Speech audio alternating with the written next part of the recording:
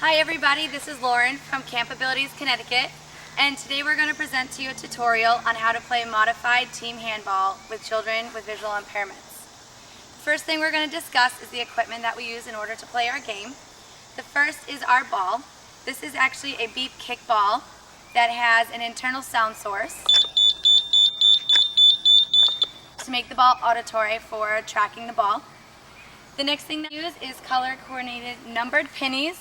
We have a yellow team, numbers 1 through 3 for our demonstration purposes, and the red team, numbers 1 through 3 also. The other piece of equipment that we utilize are sound source boxes. This is Craig, our other handball instructor, and he has the sound source in his hand right now that we can use to locate the opposite ends of the field. And it makes a different noise than the beep ball.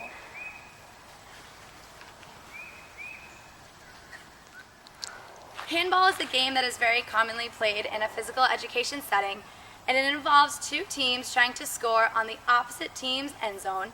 And the unique part about handball is that when the ball is in your hands, you're not allowed to move your feet. So it's essential that the students learn proper passing technique. We're now going to demonstrate a progression of teaching passing to your students. And a great way to start is by having the students stand in a line shoulder to shoulder. And what we're going to do is we're going to practice passing back and forth, where I will pass the ball individually to each player to make sure they understand the concepts of passing. So everybody, when we pass the ball, we need to make sure that we communicate very clearly with each other. So we're going to use two commands, two cues when we pass. When I am passing the ball to you, I'm going to say passing, so that way you know the ball is coming and you should get ready to catch. And when you catch the ball, you're going to say, I got it, so everybody on the field knows that the ball is in someone's possession. Sound good? Yeah. Okay, Frank, we're going to start with you. Alright. Passing. Got it. Great job, and you can pass it back to me. Good. Alden, passing. Got it. Thank you. Joe, passing. Got it. Great job. Passing. I got it. Melissa, passing. Got it. And I'll take it back over here. Thank you. Giselle, passing. Got it. Great job. Passing. I got it. And Gannon, passing. I got it. And I'll take it back. Our next segment is going to show the next progression in learning how to pass and catch when preparing to play handball. But before we move on, we'd like to note that the students that are involved in our video encompass the full spectrum of vision loss. Some of the students in our film will have peripheral vision loss, central field loss, distance. We have students with total blindness and albinism. So we do want to note that we are encompassing a full spectrum in recording this video. So here we go with our next stage of passing. The students are now formed in a circle, and they are now responsible for communicating with each other and deciding who to pass to, when to pass to. Gannon, whenever you're ready. Yeah, and I'm open. Passing. Got it. Go.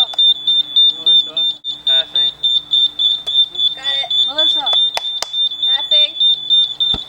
Got it. Alden. Gannon. Passing. Giselle.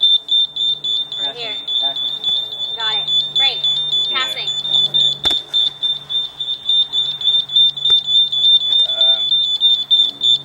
Good job. Passing. Got it. From where we left off, the next piece of the progression would be to move to the open space of the field.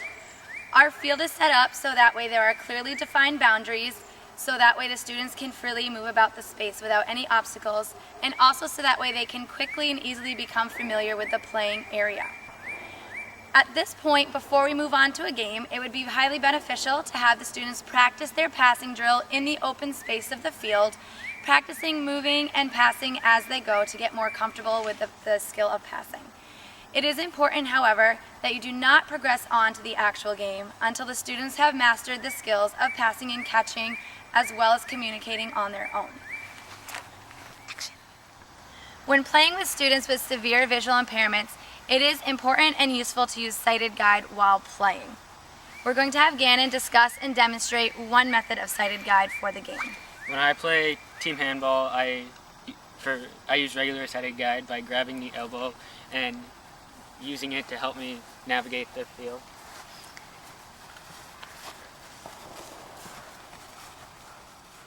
The next set of skills that the students need to learn is how to play proper defense. When playing defense, it's important to teach them how to play effective, efficient, and safe defensive moves. It's important that the offense remains one arm's length away from the defense at all times in order to ensure safety. And in the game of handball, you're not allowed to rip the ball out of the opponent's hands. So it's important to learn how to play defense in a way that will allow you to help intercept or block the pass. A great cue to teach is to have your students make their bodies as tall or as wide as possible using their arm span. So Alden, Frank, and Joe right now are going to demonstrate how to play proper defense. Go ahead, Frank. I'm open. Got it. We are now going to shoot an actual segment of a handball game with our students. You'll notice that our students are wearing the colors red and yellow on their pennies. And we chose red and yellow because that we have learned through experience that these are two colors that children with visual impairments can very easily identify. However, if you didn't have yellow or red pennies, you could use any colors that were of good high quality contrast. You'll also notice that our students are numbered 1 through 3. And if you have more than 3 students on a team, you would just need more numbered pennies. We've numbered them for 2 reasons. The first reason is that for defense, we're going to utilize man-to-man defense. And so number 1 from yellow may only guard number 1 from red. Number 2 from yellow may only guard number 2 from red, and 3 may only guard number 3. So that way it keeps the defense very organized and safe. We're also using the numbers in order to establish a passing order. So during the game, you will notice that number 1 will always pass to number 2, number 2 will always pass to number 3, and number 3 will always pass to number 1. This will keep the game organized. It'll also ensure fair play and that everyone on the team gets an equal amount of playing time with the ball. So we're going to start off by giving the ball to number 1 on red. Number 1, can you please point in which the direction in which you are scoring? Just straight ahead. Everybody point straight ahead. That's the direction you're scoring. Red team, please point straight ahead. That's the direction in which red team is scoring. We also have placed a sound source at each end of the field in the end zone to utilize if needed. Our students do not usually need, or the group of students we have do not need the sound sources in order to identify the end zones, but they are there in case they are needed. Here's the ball, Frank. When I say play, you may turn on the ball and begin playing. And I'll be your play. Okay, Frank, ready? Yeah. Play. Frank, I'm open. Follow yourself. Alden has it. Melissa, right here. We're number 3. Call for it, call for it. Towards Melissa. We'll move. Melissa. Can we go find Melissa? Yep. Move to your right. Alden, pass it. Okay, Melissa got the ball. So Get the ball down. try again, Alden. Try again. Here you go, Melissa. Melissa. Ready? Here you go. Gannon, tell me more. Call for it, Danny. Oh, other team.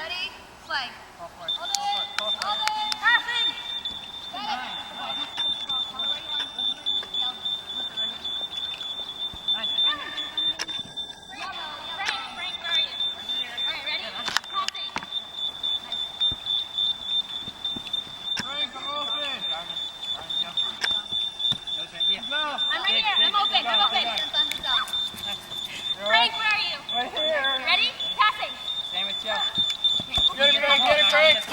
Frank, right here, right here. I'm open. All right, up. Alden has it. Let's go, Melissa. Call for it. Melissa! Get it. I got it.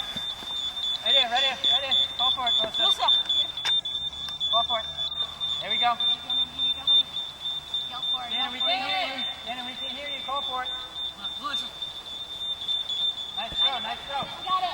Frank! Yeah. Frank! Ready? Ready? Passing! Frank, Nice, Frank. Alright, we gotta start moving that way, guys.